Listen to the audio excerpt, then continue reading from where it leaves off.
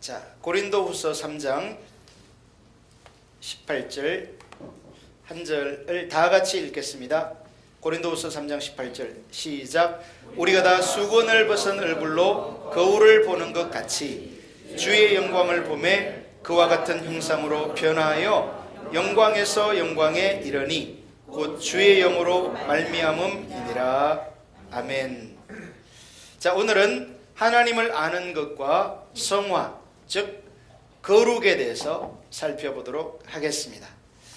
성경은 하나님의 백성인 저와 여러분이 거룩한 삶을 살 것을 요청하고 있습니다. 그러나 성경의 이러한 요청에 대하여 많은 성도들이 부담스러워하고 힘들어합니다. 왜냐하면 나의 모습을 보니까 거룩한 거예요, 거룩하지 않은 거예요?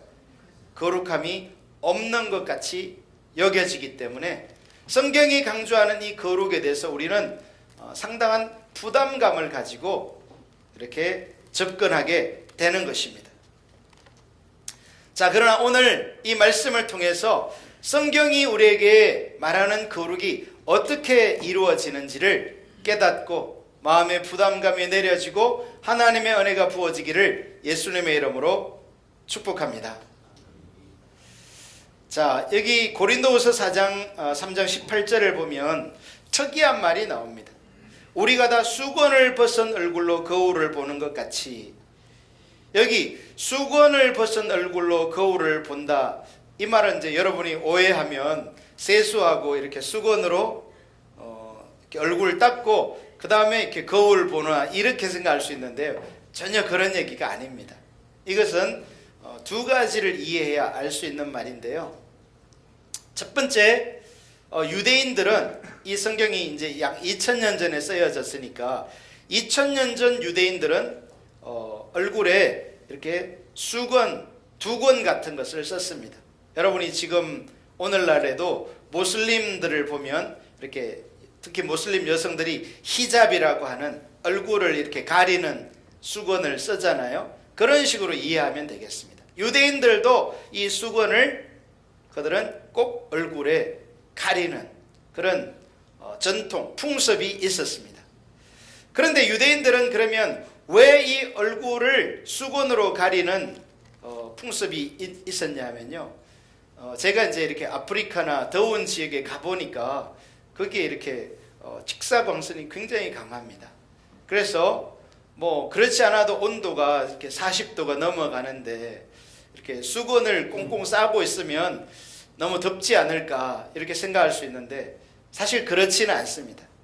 이렇게 무슬림들이 이렇게 얼굴에 수건을 감싸는 여러 가지 이유가 있는데 그 중에 이렇게 작은 이유가 있다면, 이렇게 수건을 여름철에 이렇게 얼굴로 감싸면요, 더 더울 것 같지만 수건이 이렇게 그늘막을 역할을 해서 이렇게 오히려 더위가 좀 가려지는 그런 효과가 있습니다. 왜냐하면 이렇게 이제 우리나라 같이 이렇게 기후가 찜통더위라고 하잖아요. 여름철에 막 푹푹 찌는 이런 더위면 수건을 이렇게 두르면요 더 덥죠. 그러나 이렇게 중동이나 아프리카 같은 데는 덥긴 더운데 이렇게 건조한 더위여서 그늘에만 들어가면 시원함을 느낄 수 있습니다. 그렇기 때문에 이렇게 얼굴에다 수건을 이렇게 가리면 그 효과가 나는 거예요. 그늘에 들어간 효과죠. 그래서 다소나마 이렇게 더위를 이길 수 있는데, 사실 여기서 지금 고린도후서 3장 18절에서 말하는 유대인들이 수건을 쓴 이유는 그 이유 때문은 아니었습니다. 그러면 무엇 때문에 유대인들은 얼굴에 수건을 썼는가? 그 전통의 유래는요, 모세가, 그러니까 지금으로부터 3500년 전으로 거슬러 올라가서 모세가 이 하나님의 부름을 받고 하나님의 거룩한 산 호렙산으로 올라가서 거기서 40일을 금식하면서 40일 주야를 금식하면서 그 호렙산에 하나님의 영광을 직접 보면서 거기에 머물러 있다가 이제 40일이 지났을 때 모세는 십계명을 가지고 그 호렙산에서 내려오게 됩니다. 그런데 그 산 밑에 있던 이스라엘 백성들이 하나님의 영광 속에 있던 모세가 그 40일 만에 호렙산에서 내려올 때에 감히 그 모세를 쳐다볼 수가 없었습니다. 왜냐하면 모세에게서 이 하나님의 영광이 반사가 돼가지고 반영이 돼가지고 그 모세의 얼굴에 놀라운 그 하나님의 영광의 광채가 이렇게 비춰졌기 때문에, 여러분 우리가 태양빛을 생각하면요, 태양빛을 이렇게 직접 바라볼 수 없잖아요. 막 저는 어릴 때 이렇게 태양아 이기나 내가 이기나 하면서 막 태양을 이렇게 한참 쳐다보고 그랬는데요, 그러면 실명합니다. 잘못하면 무모한 짓을 한 거죠. 그런데 여러분, 태양빛이 그렇게 강렬한 것처럼요, 하나님의 영광도 그런 빛을 가지고 있습니다. 이제 우리가 하나님 앞에 설 날이 오게 될 텐데, 그때 우리는 하나님과 같은 영광스러운 모습으로 변화될 것이기 때문에 그 하나님의 영광을 보고도 죽지 않는 것입니다. 그러나 이 땅에서는 그 하나님의 영광을 직접적으로 보게 되면 살아남을 사람이 아무도 없어요. 왜냐하면 하나님의 영광이 비친 태양빛과는 비교도 할 수 없을 만큼 강하고 강렬하기 때문에 그렇습니다. 어쨌든 모세가 그러한 하나님의 영광을 40일 동안 경험하고 이 호렙산 밑으로 내려왔을 때 이스라엘 백성들은 모세를 보고 모세 앞에 나아가기를 주저하고 두려워했어요. 그래서 그들이 모세에게 요청한 것이 뭐냐면, 모세님, 우리가 당신 앞에 도저히 당신을 볼 수도 없고 우리는 너무 죄인이어서 당신 앞에 갈 수도 없습니다. 당신에게 있는 그 하나님의 영광에 반영된 빛이 너무나 강렬해서 우리가 갈 수 없으니까 좀 방법을 좀 모색해 주세요 해서 고안한 것이 이렇게 모세의 얼굴에 수건을 써는 것이었습니다. 제가 잠깐 망가졌어요. 되게 좋아하시네요. 그러니까 이 수건을 가리니까요, 모세의 얼굴에 있던 그 영광의 광채가 이렇게 가려지는, 너무 무리했나요? 갑자기 마이크가 이상해졌네. 네.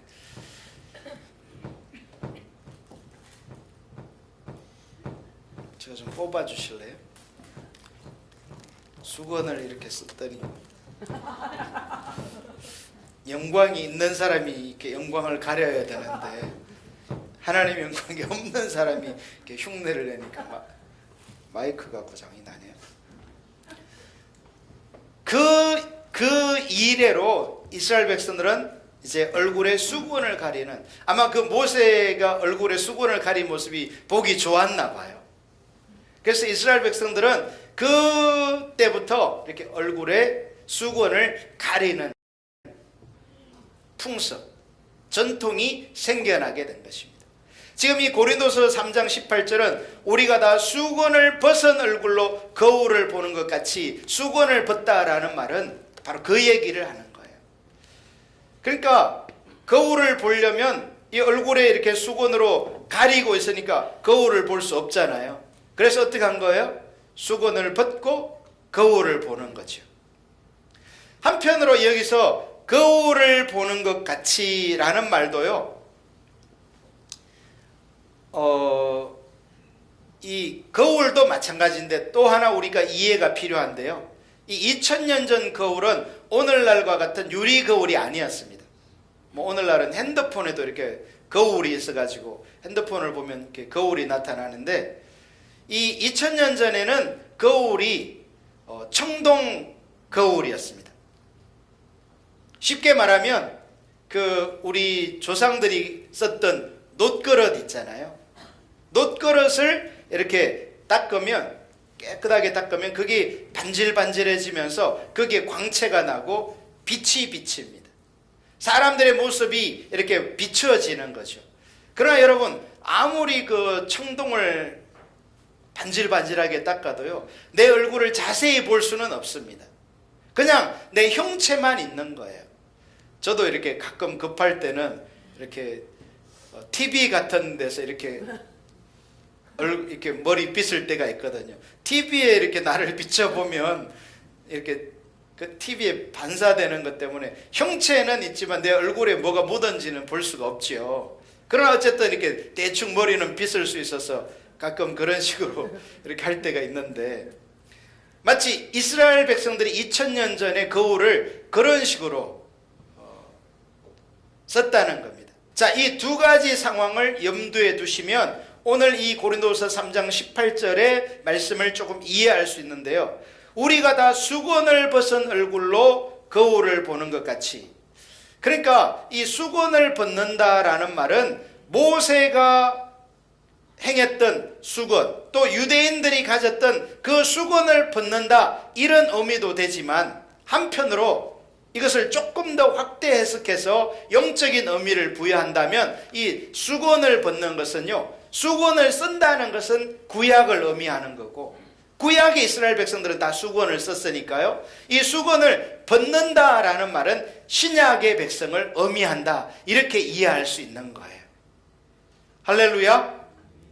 그러면서 수건을 벗은 얼굴로 거울을 보는 것 같이, 거울을 본다라는 말은 청동 거울을 보는 거기 때문에 내 얼굴이 선명하게 보여지지는 않아요. 그러나 어쨌든 이 거울 속에 내가 희미하게나마 비춰지는 거죠. 여러분, 거울을 이렇게 보는 거기 때문에 지금 분명하게 내 모습을 보는 건 아니잖아요. 그런데 그렇게만 봐도 어떻게 돼요? 여기 지금 우리가 다 수건을 벗은 얼굴로 거울을 보는 것 같이 주의 영광을 보매, 주님의 영광을 보는데 우리가 막 천국에서 하나님의 있는 모습 그대로 보는 것처럼 이 땅에서 주님의 영광, 주님의 임재를 누리고 경험하는 게 아니잖아요. 어떻게 보면 정말 미미한, 내가 하나님의 영광을 받나 안 받나 이것이 헷갈릴 정도로, 이 정도로 미미한 영광이다 이 말이죠. 제가 이렇게 지난주 집사람이 영광교회 가서 이렇게 간증하면서 그거를 이렇게 들어보니까 뭐 그런 얘기들을 이렇게 했더라고요. 자기가 이렇게 영광교회 가기 싫은데 하나님께서 이렇게 기도 중에 일생에 몇 번 안 되는 방언이 막 통변이 되면서 내가 거기 할 일이 있으니까 가라는 감동을 주셨다고. 그래서 가야 되나 보다. 가기 싫었지만 그런 감동이 드니까 생각이 바뀌어서 가야 되나 보다 했는데, 하루 이틀 지나니까 또 어떻게 되는 거예요? 마음이 내가 잘못 생각했을 거야, 하나님의 그 음성이 아니었을 거야, 이런 마음이 들었다는 거예요. 여러분, 이것은요 집사람만 그런 게 아니에요. 여기 있는 저와 여러분 모두가 다 그런 것입니다. 하나님께서 영광으로 임하셔도, 하나님이 하나님의 뜻을 우리에게 보여주셔도요, 우리에게는 그 하나님의 영광을 어떤 식으로 보냐면 하나님의 영광을 수건을 벗고 거울을 보는 것처럼 지극히 미미하게 보는 거예요. 오늘날 거울을 생각하시면 안 돼요. 청동을 이렇게 닦아가지고 거기에 비춰본 것처럼 내 얼굴이 여기 있구나, 이 정도 느낌이다 이거죠. 자, 근데 여러분 중요한 것은요, 그런 식으로 조금만 하나님의 영광을 봐도 어떻게 돼요? 주의 영광을 보매 어떻게 된다고요? 그와 같은 형상으로 변화하여. 그와 같은 형상, 누구의 형상이죠? 예수님의 형상. 그러니까 우리가요 이 수건을 벗고 거울 보는 것처럼 조금만 그 영광을 보아도 우리는 누구처럼 변화될 수 있다? 예수님처럼 변화될 수 있다. 이게 지금 고린도서 3장 18절이 말하는 핵심이에요. 그러니까 이 거룩을 제가 오늘 말씀드린다고 했잖아요. 거룩이라는 것은 하나님을 닮는 거예요. holiness. 하나님의 거룩함을 우리 속에서 이렇게 반영하고 나타내는, 하나님을 닮아가는 건데, 여러분 이 거룩은요 내가 노력하는 게 아닙니다. 한국교회는 이 100년 전통 안에서 어떤 특징이 있었냐면, 어떤 성도가 술 먹지 않고 담배 피지 않고 뭐 주일을 성수하고 11조 잘하면 그 사람이 거룩한 사람이라는 그런 어떤 표면적인 것을 가지고 그 사람의 거룩을 측정하려는 경향이 있어 왔어요.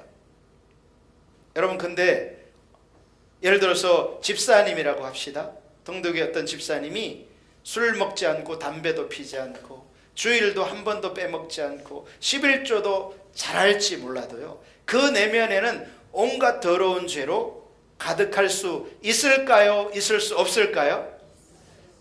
가득할 수 있어요. 즉 무슨 말이냐면 이 거룩이라는 것은 외적으로 드러나는 게 아니라는 거예요.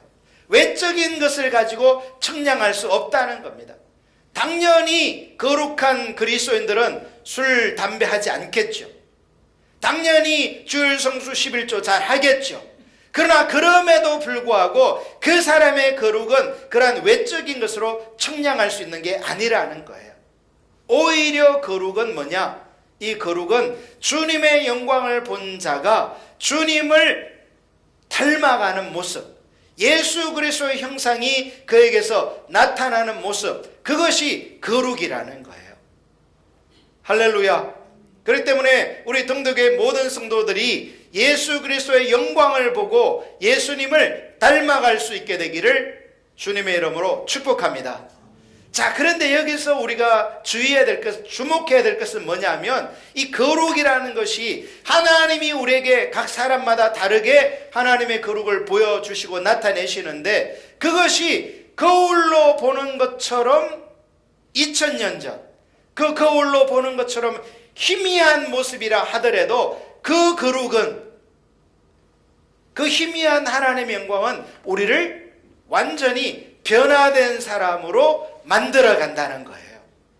할렐루야. 이 말을 이해하시겠습니까? 제가 지금 이 얘기 하려고 2000년 전 거울 얘기도 하고 수건 벗은 얼굴 얘기도 한 거예요. 여러분, 신약 시대에 살고 있는 저와 여러분들은 하나님의 은혜로 예수님을 믿게 되면 성령님이 우리 안에 임하시게 되고, 그 성령님께서 하시는 주된 역할이 뭐냐면 하나님의 영광을 우리가 경험할 수 있도록, 하나님의 임재를 누릴 수 있도록 하시는 일을 하는 거예요. 그런데 그게 어떨 때는 너무 희미해서 내가 정말 하나님을 경험했나? 내가 경험한 것이 혹시 내 생각 아니었나? 할 정도로 미미한 것일지 몰라도 그 경험이 쌓여지면 우리는 예수님과 같은 형상으로 변하여져 간다는 겁니다. 이게 성경이 저와 여러분에게 가르쳐주는 진리예요. 할렐루야. 그렇기 때문에 우리는 계속 뭐를 추구해야 되겠어요? 하나님의 영광 보기를 추구해야 되는 거예요.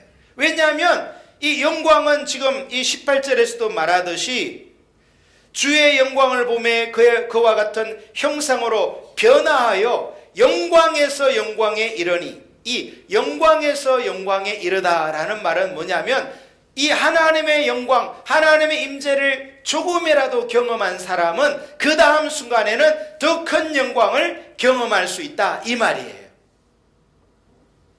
할렐루야. 여러분, 이렇게 천안 그러면 딱 떠오르는 단어가 뭡니까? 천안을 대표하는 게 뭐예요? 뭐 호두과자, 천안 삼거리, 독립기념관, 유관순 누나, 이런 거 떠올릴 수 있잖아요. 아산 그러면 예? 온천, 현충사, 이순신 장군, 김천길 목사. 죄송합니다. 너무 쓸렁한가요? 네. 이게 뭐냐면요, 제가 이렇게 천안 그러면 딱 생각나는 거, 아산 그러면 딱 생각나는 이게 랜드마크예요. 여러분, 그런 것처럼요, 우리의 신앙도, 저와 여러분이 이렇게 등대교에서 이렇게 신앙생활하면서 하나님의 영광 보기를 구하잖아요. 그러면 하나님께서 우리 인생 가운데 이렇게 하나님의 실제를 경험할 수 있도록 하나님의 살아계심을 나타내 주시는 사건들이 일어나게 돼 있어요. 할렐루야.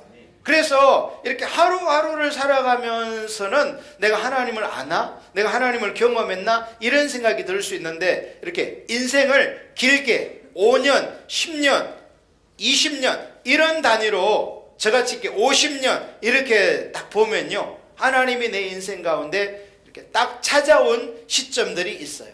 매일매일 찾아오셨다, 매일매일 내가 그걸 누리고 경험했다, 이렇게는 말할 수 없을지 몰라도 사실 하나님은 그런 은혜를 부으셨죠. 그러나 이 연약한 인간편에서 그 하나님을 그렇게 놀랍게 누리고 경험하지는 못했을지 몰라도 인생 가운데 분명히 그것은 하나님이 하셨다라고 밖에 고백할 수밖에 없는 사건들이 우리 인생 가운데 있단 말이에요. 할렐루야. 그것을 우리는 영적 랜드마크라 그러는 거예요.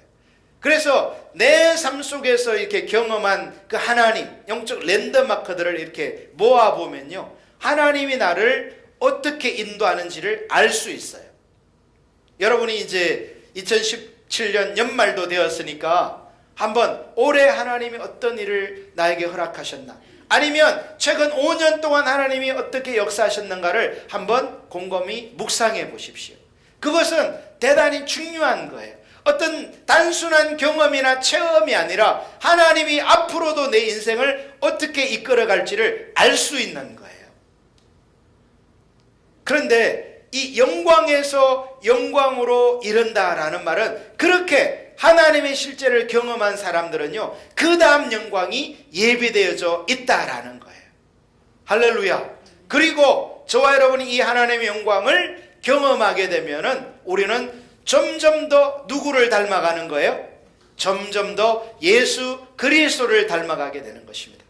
사랑하는 우리 동덕교회 성도들이 외적으로 드러난 모습이 아니라 뭐 술, 담배 하느냐 안 하느냐 이런 얘기가 아니라 우리의 내면 가운데서 예수 그리스도의 영광을 보고 주님을 닮아가는 놀라운 은혜가 우리 인생의 랜드마크처럼 있기를 주님의 이름으로 축복합니다. 그리고 하나님은요, 그 랜드마크를 통해서 우리에게 찾아오신 그 보여주신 하나님의 영광을 통해서 하나님은 일하세요. 역사하신단 말이에요. 그래서 우리가 경험하는 아무리 작은 거울을, 청동 거울을 보는 것 같은 희미한 모습이라도 그것은 저와 여러분을 반드시 변화시키고요, 하나님의 영광을 더 누리도록 우리를 인도해 가시는 거예요. 할렐루야. 근데 만약에 저와 여러분이 이 말씀을 들으면서 나는 그런데 뭐 그런 청동 거울과 같은 하나님의 영광도 본 적이 없다, 이렇게 느낄 수 있어요. 그런 분들은요, 하나님의 말씀으로 돌아가셔야 돼요. 제가 말하는 것은 단순히 어떤 체험이나 경험만을 말하는 게 아니에요. 이것은요, 하나님의 말씀이 비춰지고 깨달아지는 것을 의미하는 것일 수도 있어요.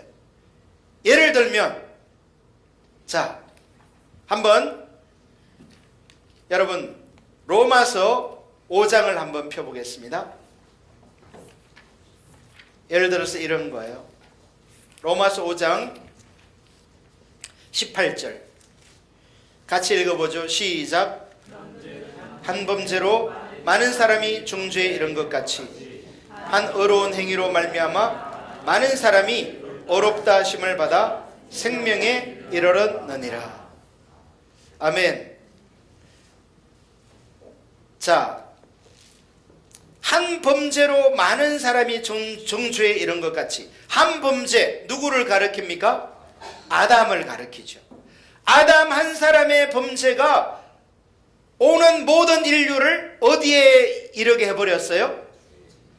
많은 사람이 죄인이 되게 만들어버렸어요. 물론 우리는 아담을 탓할 수는 없어요. 각자의 죄 때문에 하나님께 심판받고 정죄받게 되는 거죠. 그러나 어쨌든 아담의 타락은 인류에게 심각한 죄의 오염을 만들어버린 거예요. 저와 여러분이 그 죄인 된 자리에 있는 거예요. 내가 그걸 인정하든 인정되지 않든. 그런데 그렇게 되면 너무나 문제잖아요. 소망이 없는데 한 의로운 행위로 말미암아, 한 의로운 행위가 뭐예요? 로마스가 말하는 이 한 의로운 행위는 예수 그리스도를 가리키는 거예요. 우리가 아담으로 말미암아 죄인 되고 죽을 수밖에 없는 자리에 있었는데 그거로 끝장이 아니라 한 의로운 분이 나타나셨는데 그 한 의로운 행위, 즉 예수 그리스도의 십자가를 말해요. 예수님이 십자가 지심으로 말미암아 많은 사람이 의롭다 하심을 받아 생명에 이르렀느니라. 할렐루야. 내가 의롭다는 행동을 한 게 아니에요. 나는 죄인이고 나는 여전히 살아 숨쉬는 것 자체가 죄인인데, 그래서 그로 인해서 죽을 수밖에 없는데 한 의로운 사람이 나타난, 즉 예수 그리스도의 십자가의 공로로 말미암아 우리는 어떻게 돼버렸어요? 그 예수님을 믿는 순간 하나님은 저와 여러분을 의롭다 하시는 거예요. 여러분, 이 성경이 로마서 5장 18절이 말하는 이 성경이 저와 여러분이 이렇게 딱 깨달아지는 순간이요, 우리는 죄에 눌려있던, 죄의 속박 아래 있던 자에서 그 죄가, 여러분 죄는 어떤 의미에서요 저와 여러분을 이렇게 포로로 사로잡고 있어요. 죄는, 여러분 죄를 지으면 마음이 어떻게 되는 거예요? 죄를 지으면요, 예를 들어서 보는 사람이 없고 아무 증거가 없어도요, 죄 지은 사람은 마음이 편치 않아요. 여러분, 하나님께서는요 우리의 심령에 바로 그렇게 죄를 지으면 죄의 그 어떤 연결선이 있어서 그것이 우리를 괴롭히도록 그렇게 만들어 두셨어요. 그래서 죄 지은 저와 여러분은 이렇게 마음이 편치 않는 거예요.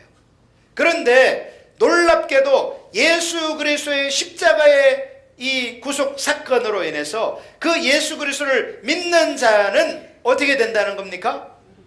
의롭다 하심을 받는 거예요. 여기 의롭다 하심을 받는다라는 말은요 법적인 용어예요. 무슨 말이냐면, 최근에도 이렇게 우리나라에 그런 일이 자주 있는데, 이렇게 여러분 우병우 씨 같은 사람을 보면 뉴스에서 이렇게 나올 때 그 사람이 죄가 있는 것 같아요, 없는 것 같아요? 분명히 죄가 있는 것 같아요. 그런데 이 사람이 법정에 이렇게 구속영장을 청구하면 계속 판사들이 뭐라고 해버려요? 그 구속영장을 기각시켜버려요. 이 사람은 죄가 없다, 이 사람은 구속할 이유가 없다. 그러니까 국민들이 느끼는 감정과 이 법원이 결정하는 게 괴리가 많죠. 그러나 중요한 것은 그렇게 판사가 구속영장을 기각시켜버리면 구속할 수 있어요, 없어요? 아무리 국민들이 보기에는요 저 사람 분명히 죄 있는 것 같은데 할지 몰라도 판사가 이 사람 죄 없다고 해버리면요 죄 없는 거예요. 이게 법입니다.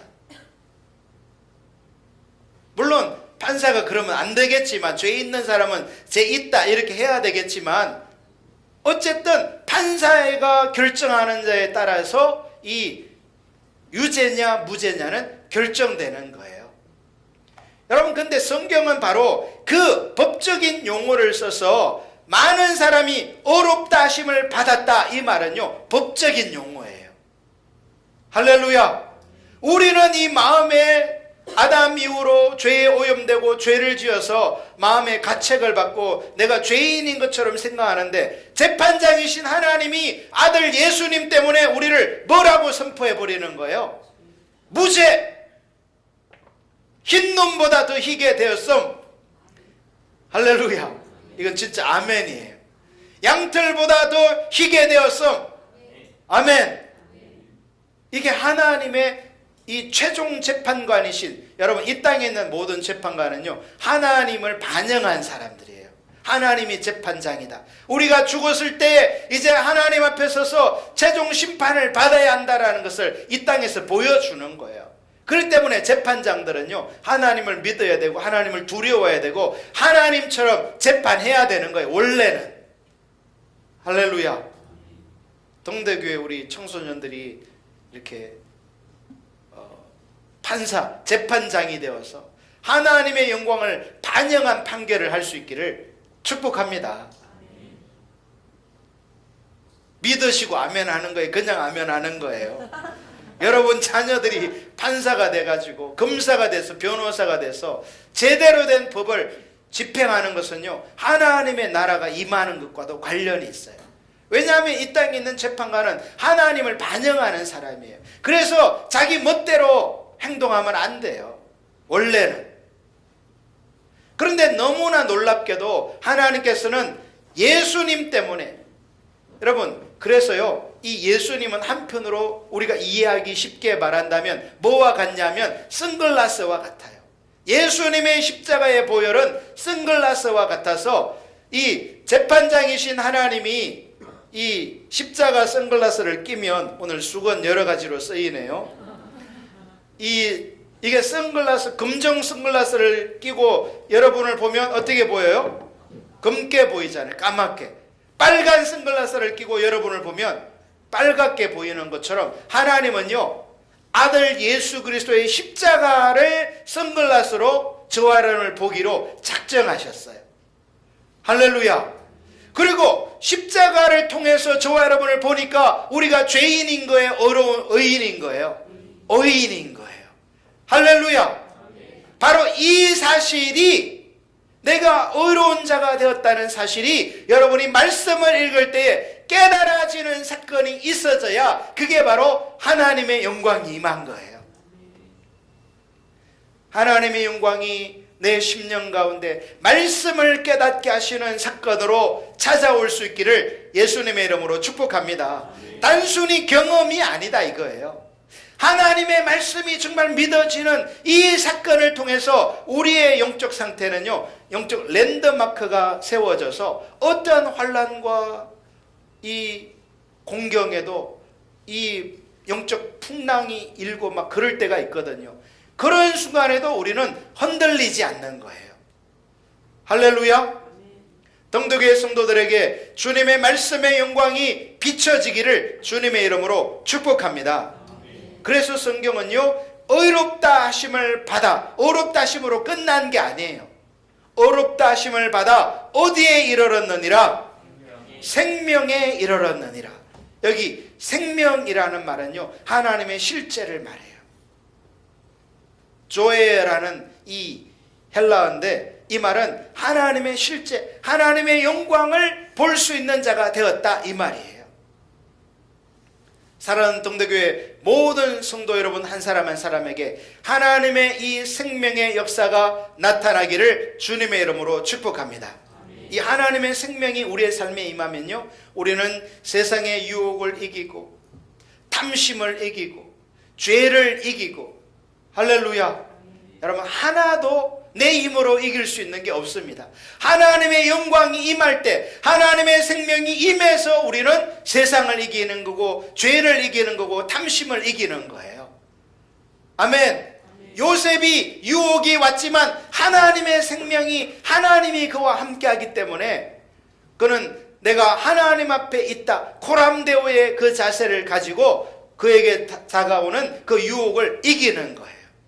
사랑하는 동대교회 성도들 모두에게 이 하나님의 생명이 임한 것을 깨달을 수 있는 은혜가 부어지기를 예수님의 이름으로 축복합니다. 아멘. 자, 이렇게 하나님의 영광은요, 우리가 어떤 이 세상을 살아가면서 하는 경험뿐만 아니라 하나님의 말씀을 깨닫게 하는 그 일을 하시는 거예요. 그러니까 우리가 성경을 읽을 때도 바로 그것을 기대하면서 성경을 읽어야 돼요. 그냥 단순히 지적으로 성경을 쭉 읽고 끝나는 것은요, 의미가 없을 수 있어요. 그런데 이 하나님의 성령께서 성경을 조명하셔서 비추셔서 깨닫게 하시면요, 그게 내 인생의 영적 랜드마크가 되는 거예요. 그리고 이것이 있는 사람은요, 웬만한 원수의 해방과 공격에도 흔들리지 않아요. 요동하지 않는 것입니다. 할렐루야. 사랑하는 우리 동대교회 성도들에게 이런 놀라운 주님의 역사가 자주 부어지기를 예수님의 이름으로 축복합니다. 제가 매일이라고까지는 말을 못하겠어요. 그러나 자주 빈번하게 하나님의 영광을 희미한 거울로 보는 것 같지만 그것이 자주 있게 되면요, 우리는 영광에서 영광으로 나아가게 되고 이제 우리의 삶에는 마치 예수님을 닮은 것 같은 모습으로 변화되는 은혜가 임하는 거예요. 할렐루야. 또 하나 여기서 저와 여러분이 이렇게 고린도후서 3장 18절로 다시 돌아가서요, 주의해야 될, 주목해야 될 것은 뭐냐면요, 그러니까 첫 번째 핵심은 적은 하나님의 영광이라도, 사실 하나님은 적은 영광이 없어요. 그건 우리를 완전히 바꾸어 버려요. 할렐루야. 그런 거울을 보는 것 같은 희미한 영광이라도 우리를, 예수님을 닮게 한다는 것이 첫 번째 명제고요. 두 번째는 우리가 수건을 벗은 얼굴로라는 거예요. 수건을, 여기서 제가 아까 말씀드렸죠, 수건을 벗다라는 것은 무슨 뜻이라고요? 신약적 의미로라는 뜻이에요. 왜? 이 수건을 쓴다는 것은 아직도 구약에 있는 거고, 모세가 그랬던 것처럼 우리도 모세처럼 이런 의미거든요. 그런데 우리가 수건을 벗는다라는 것은요, 이제 더 이상 모세가 경험했던 그 하나님에게 있지 않고 예수님이 십자가의 사건을 통해서 우리를 새롭게 하시는 은혜로 나아간다는 의미를 가지는 말이 수건을 벗은 얼굴로, 이런 뜻이에요. 할렐루야. 자, 그러면 이 수건을 벗은 신약의 가장 큰 특징은 뭘까 하는 거죠. 여러분 생각에는 이 수건을 벗는 신약의 영광의 가장 큰 특징이 뭘까요? 자, 이 고린도후서 3장 3절을 보겠습니다. 같이 읽어봅니다. 시작. 너희는 우리로 말미암아 나타난 그리스도의 편지니 이는 먹으로 쓴 것이 아니요 오직 살아계신 하나님의 영으로 쓴 것이며, 또 돌판에 쓴 것이 아니요 오직 육의 마음판에 쓴 것이라. 자, 여기 보면 좀 특이한 단어들이 몇 가지 나옵니다. 첫 번째, 너희는 우리로 말미암아 나타난 누구의 편지다? 그리스도의 편지다. 자, 옆에 분하고 한번 인사합니다. 당신은 예수님의 편지입니다.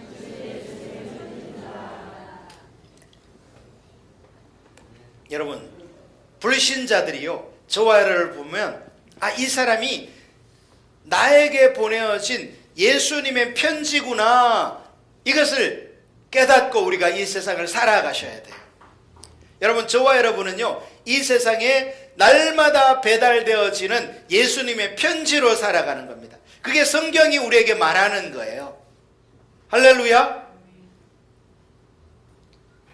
여러분, 특히 청소년들 중에는 이렇게 마음속에 있었던 열등감에 시달리면서 살 수 있어요. 뭐 예를 들면, 나는 왜 이렇게 키가 적나, 뭐 왜 이렇게 얼굴이 못생겼나, 뭐 왜 이렇게 얼굴이 기나 짧나, 코가 잘생겼나, 이런 식으로 자신을 평가할 수 있는데요, 여러분, 그 관점을 바꾸세요. 성경이 여러분을 예수님의 편지다 이렇게 말하고 있어요. 그래서 여러분들은요, 여기서 편지라는 말은 기쁜 소식을 전달하는 것을 말해요. 저와 여러분은 이 세상에 예수님의 기쁜 소식을 전달하는 편지인 것입니다. 할렐루야. 그런데 이 편지는 특징이 먹으로 쓴 것이 아니요, 옛날에는 이렇게 먹으로 글씨를 썼잖아요. 그렇게 쓴 게 아닌 편지라는 거예요. 그럼 어떻게 써졌느냐? 오직 살아계신 하나님의 영으로 쓴 것이며, 우리는 예수님의 편지이기는 편지인데 그 글씨를 어떻게 썼다는 거예요? 하나님의 영, 즉 성령으로 기록되어진 편지라는 거예요. 그러니까 영적인 사람이라는 얘기예요. 우리는 성령께서 이 그리스도의 편지를 우리에게 기록해서 그것을 세상에 혹은 아니면 교회 안에 전달하는 자들이에요. 할렐루야. 또 오직 살아계신 하나님의 영으로 쓴 것이며, 또 돌판에 쓴 것이 아니요, 옛날에는 이 편지나 글을 돌에다 썼잖아요. 돌에다가, 가죽에다. 그러니까 편지 하나 쓰기가 쉬운 거예요, 어려운 거예요? 여러분, 아무리 이렇게 이 강대상만한, 아니면 이게 전면만한 돌판이 있다 그래도 거기다 글을 새기면 얼마나 새기겠어요? 많이 새길 수 없잖아요. 그러니까 편지 하나 쓰는 것도 힘들죠. 그런데 이 옛날에는 이렇게 돌판에다가 편지를 썼는데 예수님이 영으로, 하나님이 영으로 쓴 편지는 어디다 쓴 편지라는 거예요? 마음판에, 육신의 마음판에 쓴 것이다. 저와 여러분의 심령에, 마음에 예수님의 사랑을 하나님의 영어로 기록해서 그것이 우리가 세상에 편지로 전달되게 된다는 거예요. 다소 좀 이해하기 어렵죠. 육신을 말하면서 그것이 영적인 예수님의 편지다 이렇게 말하고 있는 거예요. 자, 그런데 우리가 그리스도로 말미암아 하나님을 향하여 이 같은 확신이 있으니, 무슨 확신이요? 우리가 무슨 일이든지 우리에게서 난 것 같이 스스로 만족할 것이 아니니 우리의 만족은 오직 하나님께로부터 나느니라. 우리는 하나님의 영으로 기록된 이 사랑의 편지이기 때문에 우리에게는 확신이 있다는 거예요. 그런데 이 확신은 뭐냐면 그가 또한 우리를 새 언약의 일꾼 되기에 만족하게 하셨으니, 여러분 새 언약이 뭐예요? 새 언약이 있다는 말은 무슨 언약도 있다? 옛 언약이 있다는 말이에요. 그러니까 보십시오. 새 언약, 신약, 옛 언약, 구약. 이해되십니까? 저와 여러분은 지금 어디에 살고 있어요? 신약 시대에 살고 있잖아요. 새 언약의 일꾼으로 살고 있단 말이에요. 누구 때문에? 예수님 때문에. 그래서 우리를 새 언약의 일꾼 되기에 만족하게 하셨으니, 아까 이 로마서 5장 18절에서 우리는 원래 죄인이었는데 한 의인이 나타나서 우리를 뭐하게 만들어 버렸다는 거예요? 의인 되게 만들었다는 것을 말씀드렸잖아요.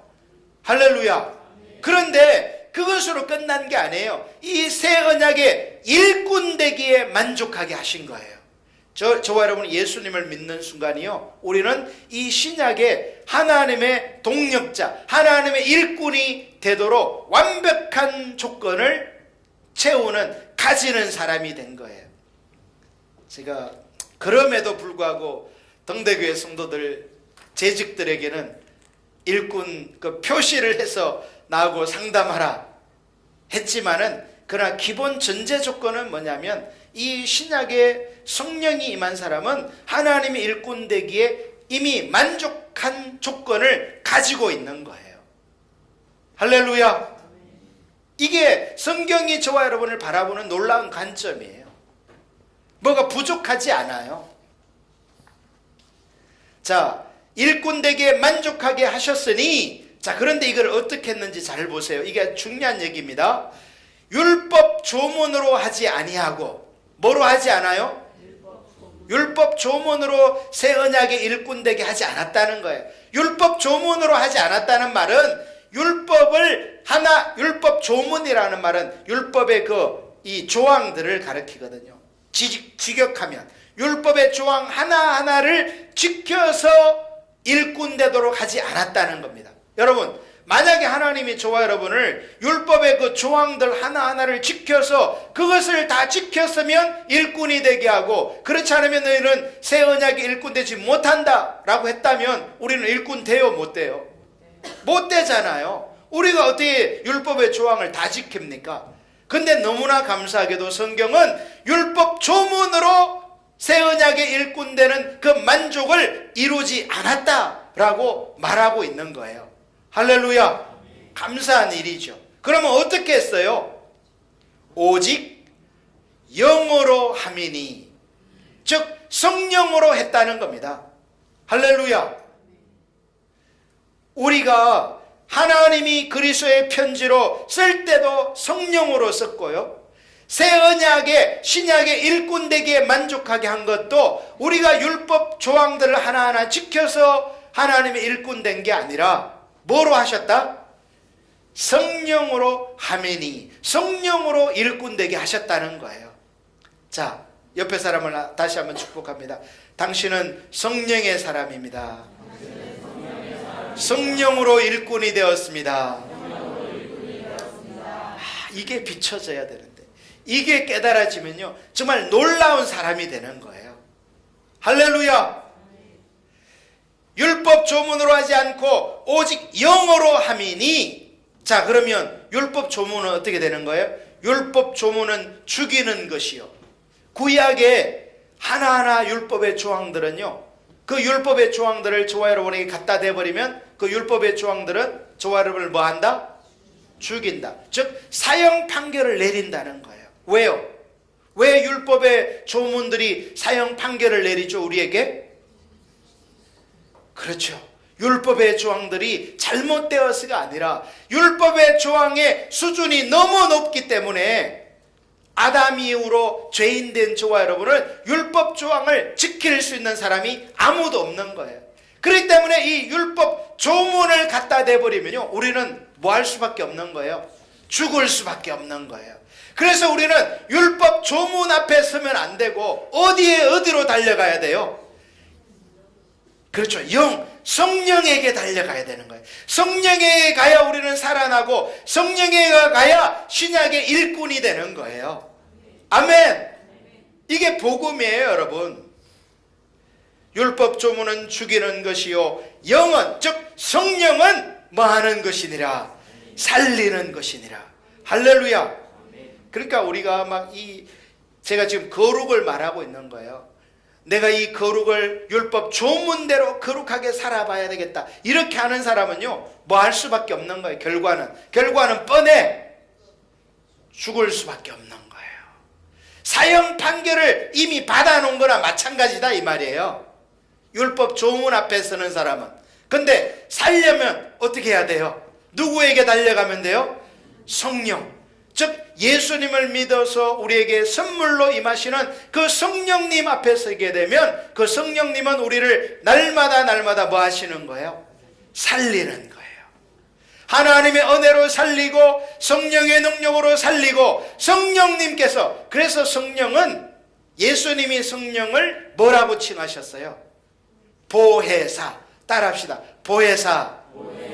보혜사라는 말은 파라클레토스라는 말로서 우리를 보호하시고 은혜를 부으시고 가르치시는, 우리를 믿음으로 살 수 있도록 하나님의 말씀대로 살 수 있도록 도와주시고 힘을 주시고 능력을 주시고 가르쳐 주시는 분인 거예요. 아멘. 그래서 우리가 결론적으로요 저와 여러분은 신앙생활을 내 힘으로 내 능력으로 내 노력으로 하면 결과적으로 우리는 언제나 내 힘 내 노력으로 신앙생활을 하는 사람은 결과가 항상 뭐예요? 사형 판결인 거예요. 사형 판결. 죽이는 것이요. 근데 내 노력이 죽이는 것임을 인식하고 깨닫고 하나님이 은혜로 주시는 성령님께 달려가는 사람은 날마다 뭐 하는 거예요? 살아나게 되는 거예요. 할렐루야. 교회가 성령님을 구하는 것도 사실은 살아나기 위해서 그런 거예요. 우리가 율법의 조문대로 말씀대로 하나님의 기준대로 이것만 강조하면요 우리는 죽을 수밖에 없어요. 그게 틀려서가 아니라 맞는 얘기인데 그렇게 할 힘이 저와 여러분에게 있다 없다? 없다는 겁니다. 할렐루야. 하나님은 그걸 아시고요. 그래서 구약에서 죽을 수밖에 없는 저와 여러분을 새 언약 신약의 시대에 살 수 있는 성령님을 주신 거예요. 이게 바로 우리의 얼굴에서 뭐를 벗고? 수건을 벗고. 할렐루야. 신약의 성령으로 달려가란 얘기예요. 수건을 썼다는 얘기는 구약에 머물러 있고 율법 조문에 머물러 있다는 얘기를 하는 거예요. 그래서 성령으로 이제 구원받은 저와 여러분은 이 성령 안에서 하나님의 영광을 보고 그 영광이 조금씩 예수님을 닮아가게 한다라는 것이 이 고린도후서가 가르쳐주는 바예요. 할렐루야. 사랑하는 우리 동대교회 모든 성도들이 그래서 이 구약의 율법 조문에 매여 있는 자가 아니라 우리를 살리는 영이신 성령으로 나아갈 수 있기를 예수님의 이름으로 축복합니다.